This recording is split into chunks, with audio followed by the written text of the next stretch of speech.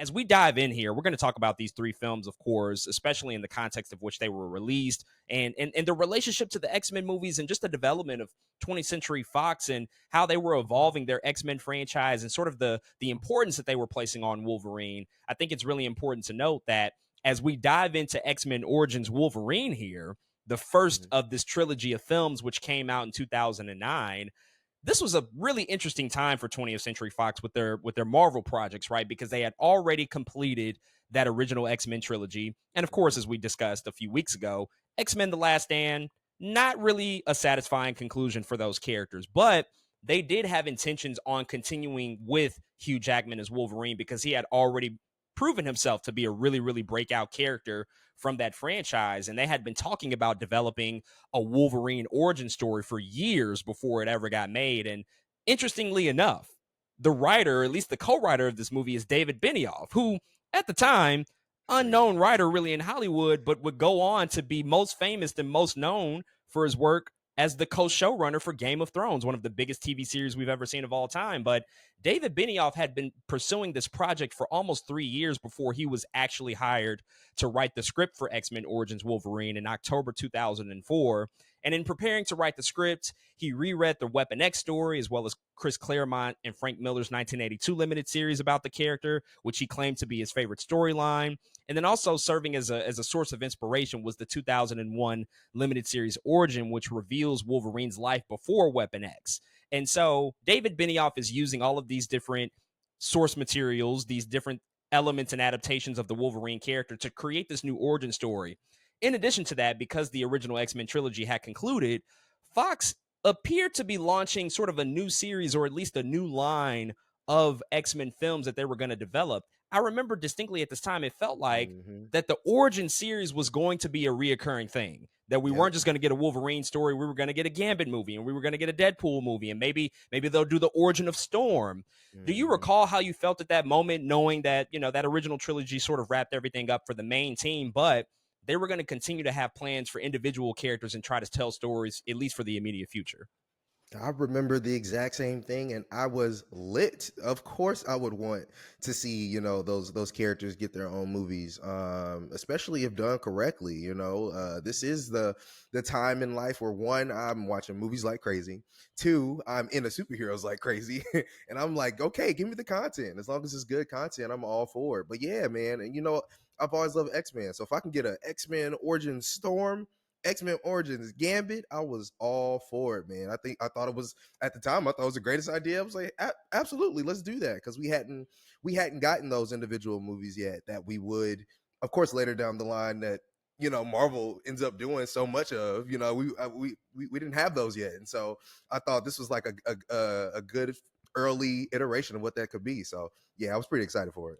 Yeah, I thought it actually, even at that time, being, younger, it made all the sense in the world because these were just such popular characters. We just can't leave them on the shelf, even though we've wrapped up that original trilogy of films, and compounded by the fact that The Last Stand just wasn't a satisfying conclusion. It's like, well, I don't want that to be my lasting memory of these characters. So can we go back and figure out how to do something a little bit more satisfying? But Fox as a company, I think they were trying to establish something, again, that sort of predated Marvel Studios proper with the MCU and the interconnectedness of the films. They hadn't really tried to do that with the original trilogy of films, but with this origin series, this now presented an opportunity to say, like, okay, well, we can do this Wolverine film, but we can introduce this character, and then maybe he pops up later, and then maybe we can tie that back in. And I think it all sort of came full circle with First Class when that eventually came out. We'll talk about that next week, but by the time we got to First Class, and because this movie just didn't do as well as it did, I think that they pretty much abandoned ship on the whole origins idea, because I don't know if they really truly mapped out what the plan was going to be to try to connect these things and to make them satisfying, because there were just a lot of mistakes made along the way that we're certainly going to talk about here. What did you think about the fact that they were leading off with Wolverine? Because to be honest, Hugh Jackman became a superstar. He was extremely popular. He was now an A-lister in Hollywood. The character had been front and center in that original trilogy of movies. But historically, as we have, sort of noted a few times on this podcast, there are other characters that can give you a window into the X-Men and that have had leadership capabilities and that can get maybe more of a spotlight than they had ever really in the past. But here they're sort of doubling down on something that had already worked. Did you feel a certain Mhm. type of way about that, just knowing that in that original trilogy of films, they all pretty much focused on Hugh Jackman as Wolverine, and now once again with the very next movie that's coming out from Fox, they're just going to once again focus on Wolverine and continue to push his story forward. I think at the time it wasn't like my favorite super idea because we had gotten so much Hugh Jackman as Wolverine, like you said. But I think also you said it made sense. It was like I guess if you're gonna go with anybody, go with. And if this is for sure going to be a series that's happening down the line, let's start with your biggest character. Like if you're gonna do that, I guess go ahead, do a Wolverine movie, make it good, and we'll see what happens after that. But also because I think Hugh Jackman was such an important part of those first three films, and like you said, this was like a first shot of maybe having a world, right? Some world building. Maybe he is the character that can connect everybody. He can be as old as you want him to or as new as you want him to be. Okay, maybe he can connect everybody. So that was kind of my idea of like I wish it was somebody else to start off, but I think it still made sense to me at the time. Yeah, I agree. I think as a fan, I wanted to get some new fresh blood, get some new characters that we hadn't seen before. But when you step back and look at it from a business perspective, you have to start off really, really strong. And the idea Mhm. that we're going to lead off with Wolverine makes all the sense in the world. Unfortunately, the movie doesn't live up to that expectation, but the thinking is sound. Like Wolverine is already proven, he's already extremely popular. Hugh Jackman, obviously committed, obviously going to show up every single day and give 120%. And so we're placing the best bet possible to make sure that this is going to be a successful series and iteration that we can move forward with, potentially with other characters. Unfortunately, it didn't really work out that way because they certainly tried to do a little bit too much in this movie. But Hugh Jackman at this time, he wielded a tremendous amount of power in Hollywood. I think that his reported salary for this film was like $25 million, which he earned every penny of Sheesh. that. It's Mhm. incredible how he ascended so quickly. But he was also collaborating on the script because he wanted to be more a part of the process, and he wanted this to be more of a character piece as compared to the previous X-Men films. Try to really focus in on the characterization of Wolverine, which again I think makes all the sense in the world. If you have the time to really dedicate it to one person and focus on that character, it makes all the sense in the world. And Benioff, as he was writing the script, he had aimed for a darker and a bit more brutal story, writing it with an R rating in mind, which is interesting because we know that it did not get an R rating. They wouldn't Mhm. they wouldn't greenlight that until years and years later with Logan, which we'll Right. get to. But he acknowledged that the film's final tone would rest with the producers and the director. So again, I think just reinforcing how much power the studio has and how much they're going to tinker with the story throughout the course of its evolution. As we've noted here, they were trying to develop other movies in this Origins banner. Deadpool was a movie that they were developing with Ryan Reynolds in mind already, and they were going to try to make it at New Line Cinema in 2003. But the project ended up falling apart because they were focusing on Blade Trinity, at that time, and they aborted the Deadpool spinoff. You know, thinking in hindsight, I don't know if it's better that we got Blade Trinity as opposed to a 2003 Deadpool movie, because in all honesty, a 2003 Deadpool movie might not have been something that we were ready for. But I don't think so. you gotta admit, Blade Trinity is it's certainly not the best alternative either. Like what the It's not. hell? It's not. And it's funny, like Ryan Reynolds is in that movie as well. Did you have He any thoughts is. about that? Like that he was doing multiple comic book characters at the time. Like we had saw him in Blade Trinity, which ended up just not being a great movie by any stretch, and then he was also stepping up to play Deadpool just a couple of short years later. No, it's funny because I think it's so interesting how early so many actors were playing in, I guess, just multiple comic book movies, right? Because we do get Ron Perlman in the Blade movies too, and then we get him as Hellboy. I don't know, it's just crazy to see like how so many people were circulated, and Ryan Reynolds, I think being in. But I don't think I really had much thought except for like these guys are low key getting typecasted a little bit. You know what I mean? Like, oh, y'all really like comic book movies? I thought they just okay. I guess we're just gonna keep recycling the thing. But at the time, that's really all I thought. Is like, huh, these people really, maybe they just really like acting in comic book movies, and that was really it. Yeah, and Ryan Reynolds didn't really have a persona yet, not to the degree in which he has Hmm. now. I think people knew that he Exactly. was funny, that he was comedic, and he typically was doing more comedic roles and rom coms and things of that nature. But he certainly didn't have the strong association with his brand of comedy, and of course the Deadpool character at that time. But again, I think it just goes to show like how long these things are really in development. Does this Yeah. make you does this make you any more, or maybe I should say, any less worried about Blade? Like we see all the production issues with the current iteration of Blade with Marvel Studios. When you look back on history tells us like sometimes these things can take a tremendously long time to actually get to the place that they need to be. Yeah. Yeah. it still worries me. I think just history, man. When it takes a long time, we talked about it. When it takes a long time, it's scary what the result may be. And so, with Blade and shoot the development of this movie, Lord Jesus, it definitely continues, I think, to raise my my suspicions on what's going to happen with that movie, man. So yeah, we'll have to see.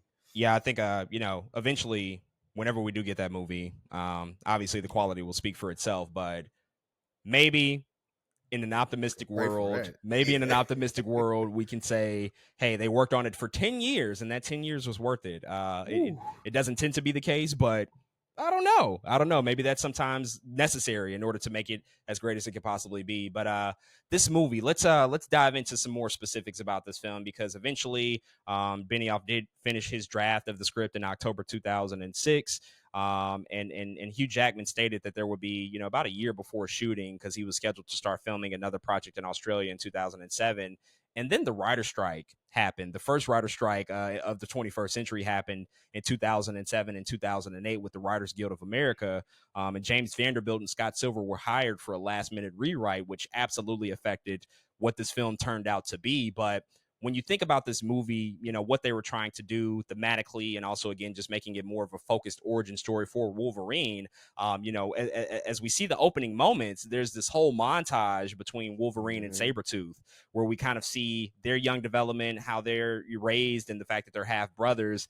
And then they grow, as mutants on Earth, and they fight all throughout history in multiple wars. They're fighting in the Civil War, they're fighting in World War One and World War Two. They eventually fight in Vietnam because they have elongated lives and they can certainly regenerate their powers. But this was a really, really, I think, interesting way, again, to sort of like go back to the origins of a character who we had briefly explored some of that in the original X-Men trilogy, but now they were Hmm. trying to unpack that, I think, in a more substantial way, and trying to also make the Sabretooth character more prominent in this film. Now, the thing is that Sabretooth had technically already been introduced. We saw Sabretooth Yep. in the original X-Men movie in 2000. He was played by a former professional wrestler, Tyler Mane, who I actually Hmm. think did a really good job in that movie. Yeah. But they decided to recast the character, and they went with Lee F. Schreiber in this movie, who portrayed Sabretooth. He had, been in a few things prior to this. I think a lot of people probably saw him in the Scream trilogy as Cotton Weary. And I like Lee Hmm. F. Schreiber a lot. I eventually ended up watching his Showtime series, Ray Donovan, a few years ago, which was a pretty tremendous series. But how did you feel about the close knit sort of relationship that they were going to try to unpack here, in making the story of Logan very much tied into what the development and the evolution of the Sabretooth character was going to be, because they certainly have a rich history together in the comics, Right. and now they were going to try to adapt this into live action. So what's crazy is I remember when this movie first came out, I was actually upset that they made Wolverine and Sabretooth brothers, because I had never seen that before. And it's not that it wasn't, I guess, an interesting take, but I think something in my head was just like, why do that? I don't know. It was something I was like, the beef felt different than for them for y'all to force them to be brothers. So I remember that kind of being a thing for me. And I thought I do like Lee Schreiber. Of course, I liked him more over time. I think the next year he's in like Salt or something. I just ended up, I really like him as an actor. But in fact, he's probably one of the parts of the movie I like more is him. I think he did a great job. But that opening montage with them together going through again all of those wars, that should have been the movie. I was like, oh, this is cool. Again, I wasn't completely sold on them being brothers, but that as an idea, them going through those wars together and potentially having a fallout that would then lead to whatever happens in X-Men X1 when we get there. Cool. Like I was cool with that, but the continuity got weird already. It got weird already because if they're brothers, why in X1 doesn't he know who Wolverine is? You know what I'm saying? Why does the Sabretooth know Wolverine? It started to get weird there. But again, I think and it'll be a recurring theme throughout. I think as we talk about this movie in general, but they had a lot of good ideas in this movie. The execution was just not really there. But one of the best ideas I think they had was that first 5 minute montage with those two men. I thought it was pretty well done. I really thought that should have been the movie. Yeah, the actual execution of it was incredible. I remember first Hmm. watching it thinking like, "Oh, this is really really cool. This just opens up a whole new world of possibilities, a whole new window of Hmm. possibilities." And perhaps to your point, if this was just the movie, if we just saw them develop and grow their relationship and maybe even dissolve their relationship throughout the course of history in proximity to major events that we already know and are familiar with, this would have provided a much more focused story. I think the tone would have certainly been struck early on, and we just would have had Hmm. a more clear indication on what they were going after. But soon after this opening montage, we see that this movie tends to go all over the place. And I think one of the biggest drawbacks, if not the biggest drawback of this movie, is the fact that it's called X-Men Origins Wolverine, and they somehow still manage to make it about every other mutant except Wolverine. And they once Totally did. again reteam him with another team of superheroes, and it's just it's pretty baffling to me when you think about that. Like, Yeah. oh well, this is supposed to be the origin story. That's a character study about one guy, but all of a sudden we're trying to just introduce this character. They start Hmm. with the Victor Creed Sabretooth iteration, and then eventually we see William Stryker returns, and then they bring in John Wraith, and then they have Remy LeBeau, who we know as Gambit. They have Deadpool. They have all of these extra characters, and they put Logan alongside a Team X, because he's starting to work with Stryker, essentially this group of sort of anti-hero mutants, and he sends them on missions, to complete for them. And so that becomes like the first half of the movie entirely. Wolverine developing this relationship with this team, and then eventually Hmm. getting double crossed by Stryker. But how did you feel about just saying that, like at the time, but then also now in hindsight? Because I don't know if at the time I was really concerned with the fact that all these other Right. characters were being introduced, but now looking back in Hmm. hindsight, I think that this was a big mistake of the movie.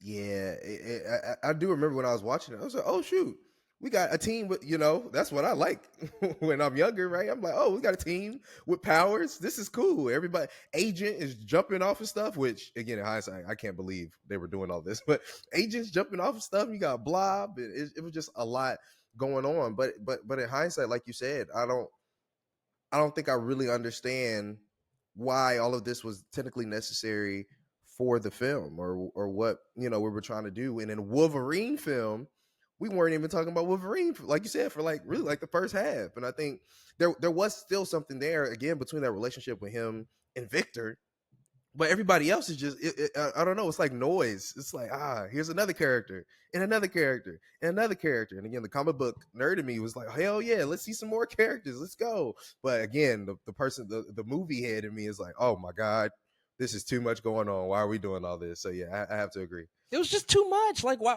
are we doing this? He was already just with the team. We saw his dynamic with Hmm. other characters and other mutants. Why are we all of a sudden trying to shoehorn Deadpool in this movie and shoehorn Gambit in this movie? It just wasn't necessary. But I think, again, it just clearly indicates what Fox's real motivations were. They wanted to get some of these characters in here because eventually they were going to get their own solo movies. And one of them did eventually, Deadpool, which, makes this all sort of a full circle thing at the end of the day anyway. Hmm. But a lot of these other characters we wouldn't see again at all in live action, or they would just be recasted. And that's another thing we'll certainly, I think, sort of have to return to, is just like the massive amount of continuity errors that were introduced in this So movie and then continued many. on throughout a lot of Hmm. this franchise that just, I think, ultimately confused audiences. Let's kind of talk about some of these characters really quick. Deadpool, Ryan Reynolds is Deadpool. This is the first time we see him in live action here, but we never see Deadpool in the mask at all. Like, he's wearing green cargo pants and a bulletproof vest, and he has two swords. That's really it. They only exclusively call him Wade Wilson in the movie, so he hasn't really even taken up this mantle. He hasn't been deformed yet. Like, none of that stuff has happened. Hmm.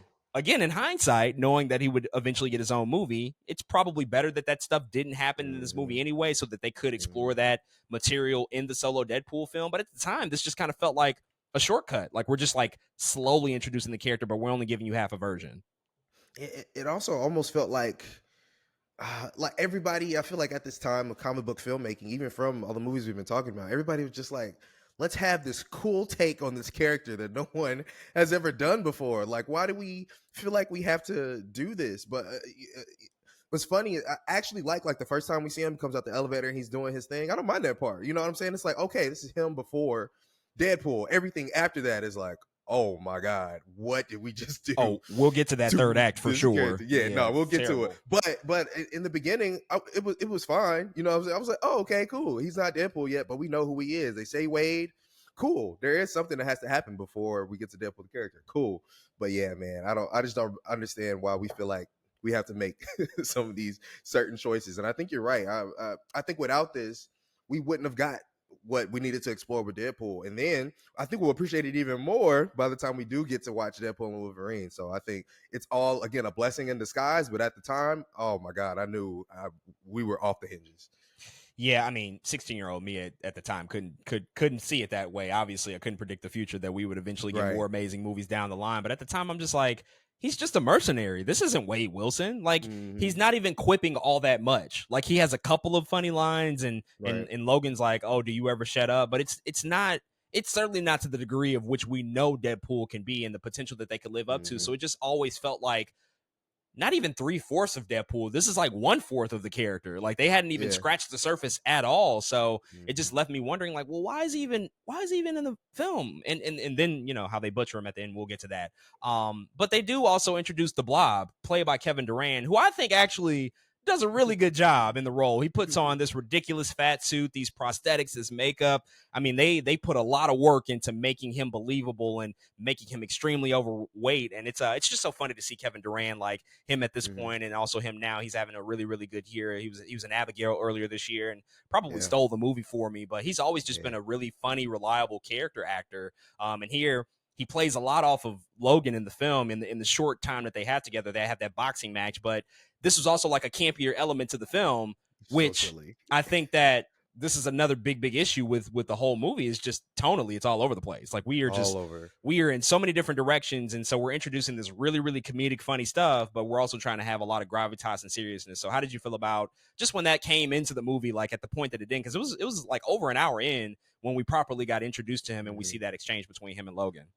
Yeah, and you see him at first, and he's one weight, and then you see him the second time, you're like, "Whoa, you blew up!" And of course, you're supposed to feel like that, but it's like, "Oh shoot, okay, what's going on here?" And then they turn it into a slapstick comedy.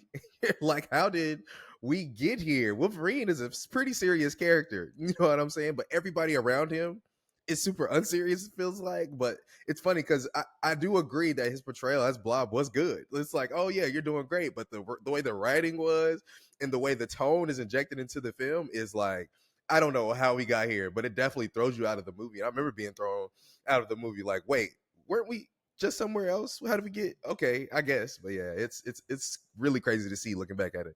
Just another thing that did not belong here. It's like No why is it reason. here? That the isolated scene itself works. Like if it's in Hmm. any other movie, a movie that's supposed to be hell, if this scene is in Deadpool and Wolverine, I'm pretty sure it works. But It works.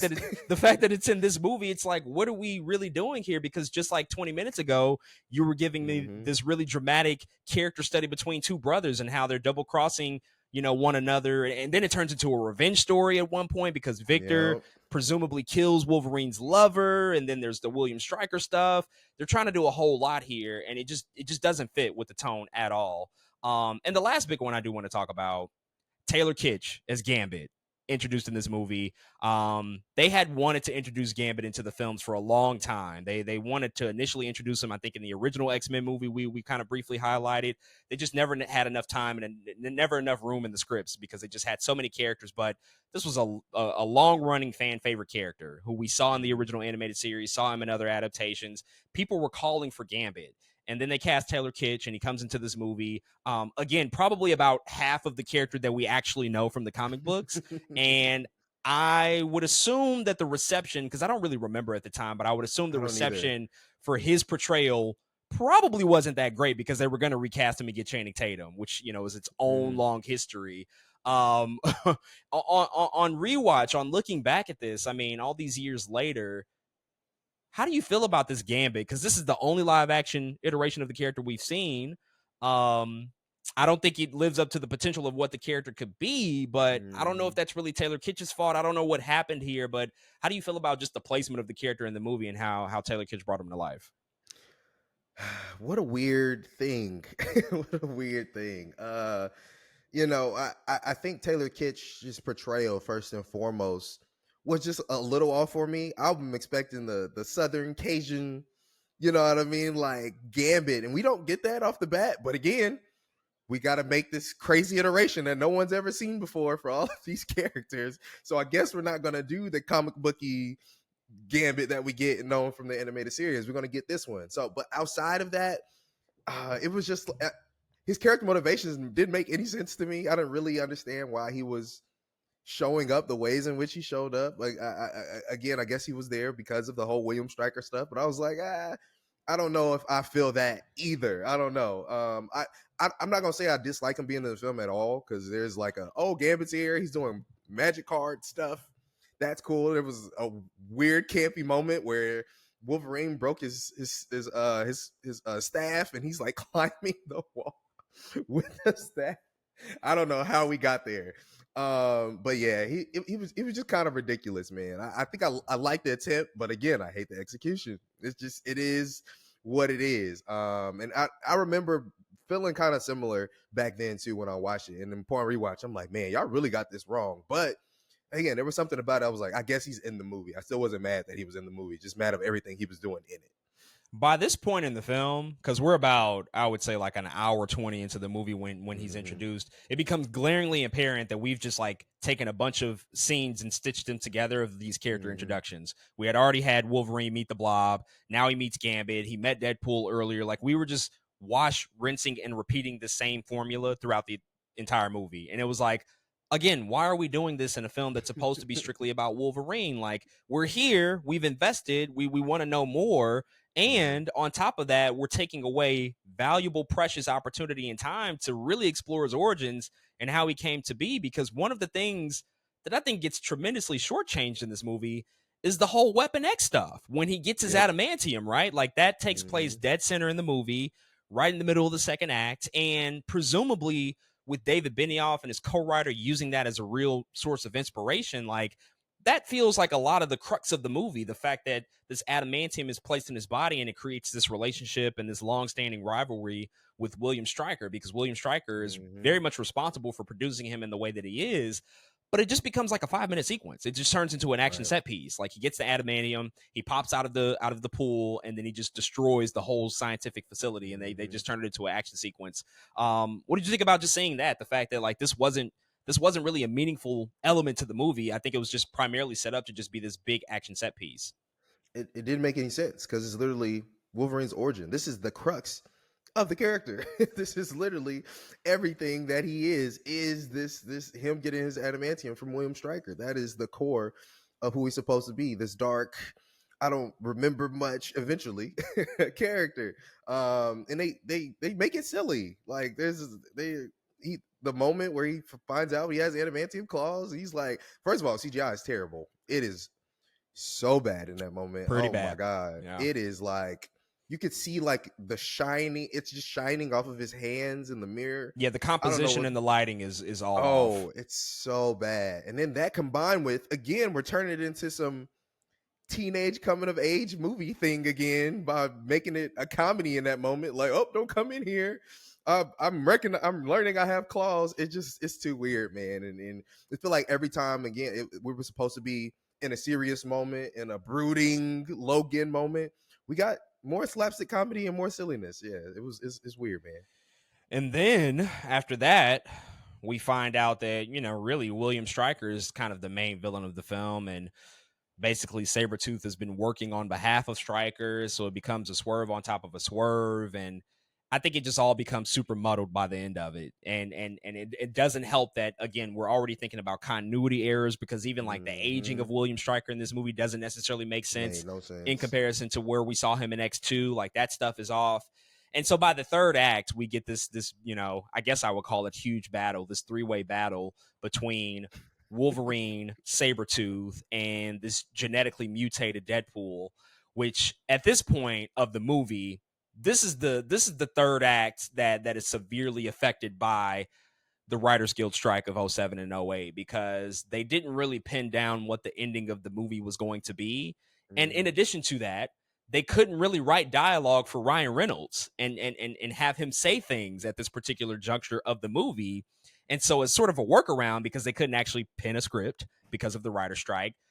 They sew his mouth shut. so that the merc with the mouth can no longer say anything. And so we get this battle at the end between these three. Wolverine and Sabretooth are sort of teaming up here, but also like Deadpool, Wade Wilson. I mean, he, again, just doesn't resemble the character we know at all. He's bald. He's just wearing sweatpants. He has these markings on his body. His mouth is sewed shut. He has the adamantium claws within him that are extremely long. Like, it's just all different than I think anybody recognizes Deadpool for. But this is truly, I think, where the film just goes completely off the rails. It never was really steady on the track, but now we've completely derailed by this point of the film.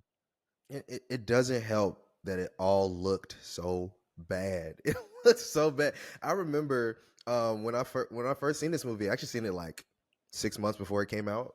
Hold Because on, at wait, the say time, say save that, oh, save that. We're gonna talk about okay. that. Yeah, yeah. All right, but the CGI, I just can't believe that it looked like this. So it also didn't help. You're like, one, that's not Deadpool. Two, what is going on and why does it look like this? It was just it was a crazy, I think, sight to see. But you're right, he wasn't Deadpool at all. What are these? What are these claws coming out of his hands? What is that? Where did that come from? You're not X-23, bro. Like, what is that? You're not X-23. You're not Lady Deathstrike. Who are you? What is this?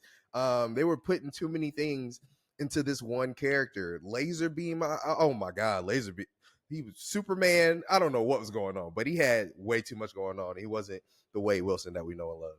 It was awful. Just So bad. absolutely awful. I mean, we've had many conversations about the problems that are always present in third act superhero films. Like, it is literally the determining factor, I think, what makes a superhero movie go from good to great, or from terrible to maybe it's average or okay.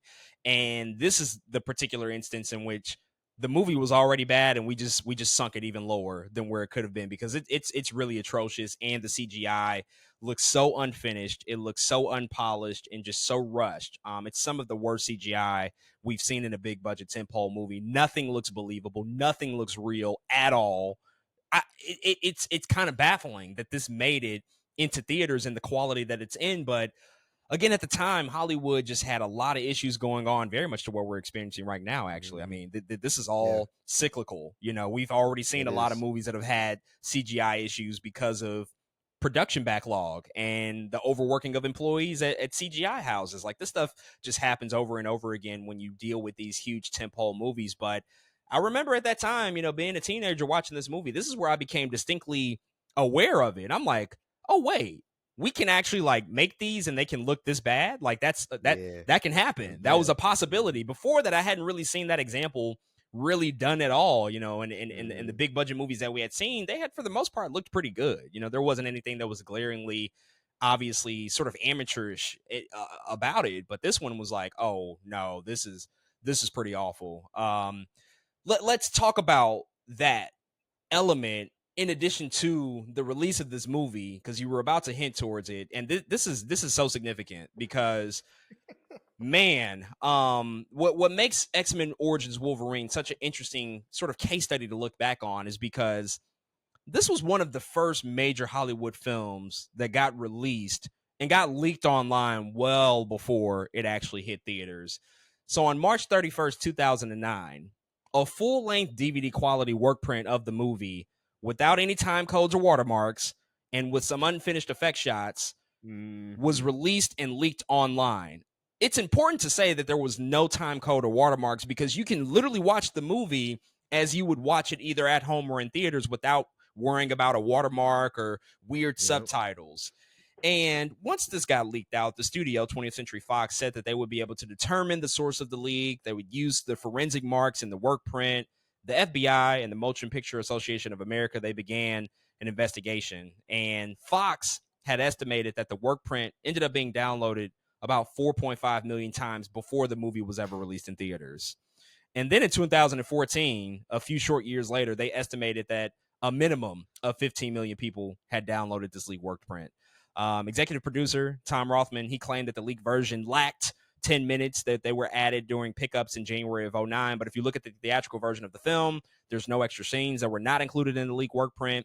Both versions of the film run exactly the same runtime, 107 minutes. But Gavin Hood, the director, he said, quote, "Another ending exists that features the film's villain," end quote. The original upload ended up being traced to a Bronx man named Gilberto Sanchez, who uploaded the movie to a site called Mega Upload in March 2009. And according to Sanchez, he bought the unlicensed DVD copy from a Korean man and uploaded it online. Sanchez ended up being sentenced to 1 year in federal prison. Wow. So, again, this is major because this is a major motion picture getting leaked well before it comes out in theaters. And this is a movie that people desire to see. Yeah. First question is, did you see this leaked work print? Secondly, what did you think about it when you saw it? And what do you recollect just about the fact that this was a major Hollywood movie getting leaked so early in this instance? And third, I mean, I guess just kind of talk about how that ultimately influenced your perception of the film, because I don't know if there's really any way that it couldn't, in some ways, tarnish your whole experience with the movie when you see it so early in an unfinished way like this. So, yes, I definitely seen it early. And I, without giving too much away, I helped other people see it early as well. Don't incriminate yourself now. But man, it was we was hustling in those days. You had to make some money somehow. Shit, you had to do something, man. A little lunch money. It was crazy. It was a crazy time because, like you said, there was hype around this movie though, for real. Like, again, we're X-Men, the original trilogy ends. Shoot, Iron Man had just came out a year before. Like, you know what I'm saying? Like, superhero stuff. We're cool. Like, we're all having a good time. People are excited for the new X-Men Origins movie, and you get it early. And to be honest, you don't like believe it. You have to watch it first. You're like, there's no way this is real. This doesn't make any sense. And you're like, whoa, no, this really might be the movie. And to the tarnish point, it definitely tarnishes your viewing experience. Because I was going to say before, is that unfinished CGI. Once you realize, oh, I'm watching an unfinished movie, you're like, oh, okay. By the time we go see this in theaters, we're gonna be good. It's gonna look better. Oh my God, they barely changed anything. So that version, that early version, would have literally like moments of black and white CGI, like literally just the storyboard. Yeah. Of Wolverine gets hit by a car to black and white storyboard. Like, you're like, oh, okay, that's hella unfinished. And you watch it in theaters and you're like, all y'all did was like kind of just color it. Like, it doesn't look too much better than what I seen. And so I think that's part of the tarnish part though too, is that expectation that it was going to look way better when it comes out, and then it doesn't. So that's unfortunate. The whole case and this stuff going down, like you said, I think it was it's such an important part, I think, in movie history, the way this whole thing got leaked, because now it is not like this close at all. But I think this was the beginning of the real teardown of piracy, if that makes sense. Again, it was already a thing, right? Like, before every movie, don't copy this movie, don't do whatever, all of that. Of course, that was already a thing, but the way they had to hammer down on this thing, and the whole rundown of story you just told, it became a whole nother beast and a whole nother ball game. You can actually see, like, after this, those next couple years, slowly but surely, people stopped selling DVDs a little bit less. People got scared a little bit after this. Like, it got real because of how early this thing came out and how many people seen it, and how, I think, strict some of these companies started to get. Like, y'all better not be out here soliciting our movies. So yeah, it was really important, I think, in kind of just in movie history in general. Yeah, I'll continue on there. The piracy piece of it's, I mean, this is extraordinary. You know, something of this magnitude would get leaked in this way so early. And I think that, you know, this is also a time period where the internet is becoming very much readily accessible to more and more people on a daily basis. By 2009, a lot of people are getting access to this stuff. And this is coinciding with piracy in the music industry that was rampant, but was also being cracked down. I remember in 2009, stuff was starting to reel back in significantly. The services we were using, LimeWire and all of that stuff was going away. Like, they were really cracking down, and people were facing these repercussions. And like you said, you know, maybe maybe if you knew somebody in your neighborhood, that was selling Mhm. stuff, or at your high school or wherever you were, like you might be able to get your hands on some of these things. But it just became significantly difficult after this, just because you can't have stuff like this happen. And Yeah. we've seen certain leaks in the industry and Hollywood happen since then. I think about the Sony leak of all the emails in 2014. But it was never an actual film that came out such an early way. Now, there's still piracy that exists today, of course, like things still For get sure. actively pirated. A lot of Mhm. stuff with streaming we've seen has been affected because certain services, maybe like a Disney Plus or an HBO Max, hadn't been rolled out internationally. And so we've seen a lot of the reports Mhm. of Game of Thrones, I think, is like the most pirated show of all time or something like that. The Wow. Mandalorian was Mhm. pirated a significant amount because it wasn't available internationally. And so things like that obviously are still at play, but to have a theatrically released feature film drop in this way early before Crazy. people had gotten a chance to see it. It's one thing to come out Mhm. after the fact and to just be up on a torrent site or whatever, but to come out in this way beforehand when the movie was unfinished is wild. And I think the first time I saw it, because I watched it as well, I think I might have been on a plane. For some reason, I remember watching this on a Mm. plane. So it was already on like a Mhm. smaller screen. But the Yeah. moment that was just like, it was like night and day. Cause like the first 45 minutes of the movie, there wasn't really anything Right. significantly unfinished. Like I remember just watching it, and Mhm. I'm like, oh, this is clean. This is perfect. And then there's that moment when Sabretooth and Wolverine are fighting, and Sabretooth picks up Wolverine and throws him across that truck that has all of the wooden The logs. logs. Oh my And I god. remember distinctly seeing the switch happen to when it becomes just fully CGI and it's just a complete computer rendering. And I was Yep. like, hey, yo, what? And then from then on, I realized, like, oh, wait, there's a lot of effects in this movie. Everything almost after that is like heavy on visual effects. The Mhm. stuff with Gambit when they meet him, the stuff with the Yep. Blob. Obviously, the whole third act was just unfinished entirely. Like that Mhm. didn't help at all. And then on top of the fact, seeing it unfinished in this way, the movie's not that good. So I'm already disappointed. I'm like, well, wait a second. And ultimately, I didn't see it in theaters because of that. Like, I didn't even go to the movies to Mm. see it. I was Mhm. one of those people that were just like, yeah, I'm He's kind of like, I already good. seen it. I've seen it. And Yeah. it wasn't that great to begin with. I did a little math. The average ticket price, the average movie theater ticket price in 2009 was $7.50. And again, Fox had estimated that before the movie was released, about 4.5 million people had watched this leaked work print. Now, let's just assume that all Mhm. 4.5 million people, myself included, decided I'm not going to the movies to see this. I'm good. I saw the leaked work print. That would represent $33.75 million in Wow. losses if we were Mm. to attribute every single person to a possible person that decided to not go to it. That's not small money by any stretch. $33.75 A million lot of dollars money. is a lot of money. That's the difference between breaking even and losing money Yeah. on a movie. You know what I'm saying? Mhm. So For sure. it had a really, really adverse effect. But let's talk about some of the reception and box office of this movie. It was made for $150 million, so it was pretty significantly expensive even at that time. At the North American box office, it made about $179.8 million. Worldwide, it made an additional $193.1 million for a worldwide total of $373.1 million. So compared to its production budget, not the greatest return on investment, but good enough, I think, to say, like, okay, well, we can probably continue with this character. This is probably a solid break even point when you compare it to the production budget. It went on to be the number one film at the box office that weekend that it opened with a total of $85 million. And so maybe at least for that initial rush of people, it didn't matter that much that the movie had leaked. And among summer kickoffs, it ranked fifth, only behind Spider Man, X2, Spider Man 3, and Iron Man. So it's up there in Mhm. the conversation of one of the biggest openings of all time for Mhm. superhero movies. Conversely, though, when you talk about the reception of the film critically and from a fan standpoint, didn't do all that great, which we have already sort of alluded to.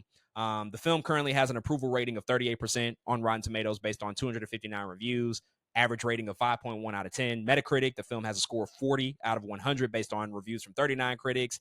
And Mm. Cinema Score audiences gave it a B plus on an A plus to F scale. And we constantly say this: a B plus isn't really all that great. It sounds okay, but it's really not that great. Yeah, it's not that Most good. of the time, Cinema Score, like when you're asking audiences if they like a movie, they'll give it an A or an A minus. But a B Mhm. plus indicates like it was okay, probably at best. This didn't hit the registers and the notes that it needed to. Do you remember like that being a conversation after the movie came out? Like not only your disappointment with the movie, but just like the general discourse that was around it. Yeah, for sure. I think we had. up until this point, just in general, just trusted anything Hugh Jackman was kind of in. We were gonna like kind of just enjoy, like, oh, Hugh Jackman's here, we'll be fine. Like he's Wolverine. But this was, to your point earlier when you were saying like, I didn't know like movies could look this bad. A lot of people were kind of on that boat. We're like, whoa, this thing is kind of terrible. Like, what is going on here? And that was the kind of the general consensus with my friends and the people around me. Shoot, my family, everybody was just like, whoa, what happened here? Because I think most people are able to just go in and watch a movie again with Hugh Jackman as Wolverine and turn their brain off. Those X-Men movies were like that kind of to a degree for a lot of people. But this one was very like, no, that movie's not good. This is one of the earlier times I remember people actually saying like, no, that movie's not good. Like people were always like, oh yeah, that movie's fine, or yeah, I like that movie, or yeah, I love that movie. This was like, no, that movie is not good. Like it was it was just one of the times everyone kind of just agreed like, ooh, we don't know about that film. So yeah, that was what I remember. So what's so interesting about X-Men Origins Wolverine is that when this movie comes out, it's not great. It just does not hit any of the levels that you would hope that a Wolverine solo movie would. This has now become two stinkers in a row for 20th Century Fox, because X-Men The Last Stand also didn't meet expectations. And now Wolverine comes out and does the same thing. And I think as a fan, I'm actively like, should Fox be making these movies? Like, is this really the best thing that should be happening right now? And I didn't really have an awareness about all the studios at play, and of course, like the development and the evolution of the MCU, which was still in its infancy. Had really no idea what their ultimate plans would be in a few short years with the Avengers. But I just remember thinking like, well, this ain't it, man. Two bad movies in a row. Now we're batting 500. It's 50-50. You had two good ones with the first two X-Men movies, and now two relatively bad films. And so I was nervous just about the future of this franchise. And I think once the general reception of it showcased that most people were not satisfied with it, that kind of halted a lot of plans that I think Fox had maybe for some of these other characters to get their own solo movies, because we wouldn't see this banner continue at all. We wouldn't see the X-Men Origins banner become anything. They pretty much dropped it, I think, in an attempt to sort of reboot the entire franchise. And we'd be remiss not to mention this, and I'm glad you said it earlier. The year before, we got Iron Man and The Dark Knight, which by the time we get those movies in 2008, the disparity between what can be a good movie and what can be an excellent movie, it's so wide now. It's so clear. Oh my God. This is what we can have. We can have movies like The Dark Knight. We can have a great film about Iron Man, a character that most people didn't care about, with an incredible performance by Robert Downey Jr. Like, now it was truly possible to see like these movies can be great. These can be some of the best things we've seen in the calendar year. And then you get Wolverine to follow up a year after that. It just didn't do what it needed to do. And so I think it left a lot of people supremely disappointed.